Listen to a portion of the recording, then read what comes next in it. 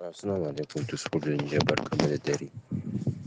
Yahudawa na cikin masifa a cikin wannan dare kamar yadda kuke gani ma idanunku. Wannan foto na wannan bene kafin a kai mai hari. Foto na biyu kuma bayan an kai mishi hari.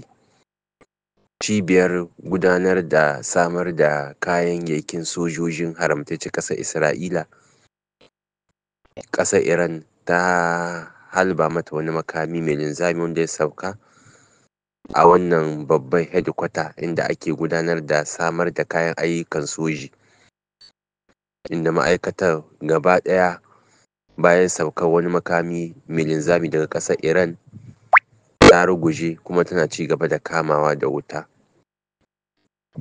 Ana ci gaba da samun mummunan hare-hare, kamar hare-haren sun ƙara lunkuwa fiye da yadda kake tsammani. Hare-haren na ƙasar Iran zuwa haramtaccen ƙasar Isra'ila na ci gaba da lunkuwa, na ci gaba da ƙaimi, wanda yanzu haramtaccen ƙasar Isra'ila ta shiga bala'in da tun da take bata taɓa shiga ba cikin shi.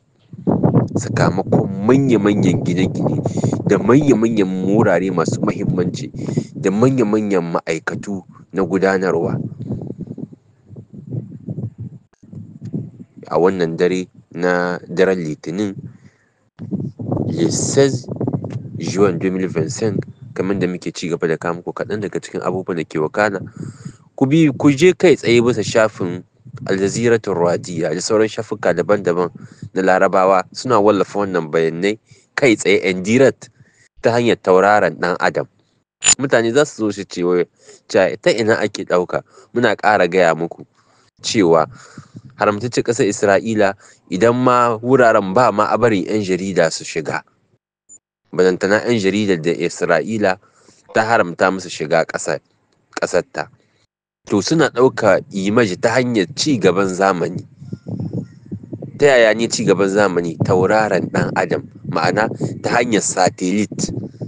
Ta wannan hanya ce suke ɗauka suke naɗa image, ma'ana suke naɗa hotuna da bidiyoyi ta hanyar tauraron ɗan Adam, ma'ana satellite, wanda daga nan wurin Maraɗi kana iya sa kyamararka ta hanyar tauraron ɗan Adam ci gaban zamani ka ɗauko abin da yake Yamai, ko ka ɗauko abin da yake kai Europe, ko ka ɗauko abin da yake ka yankin Amurka ma, ko ka ɗauko abin da yake yankin Asiya.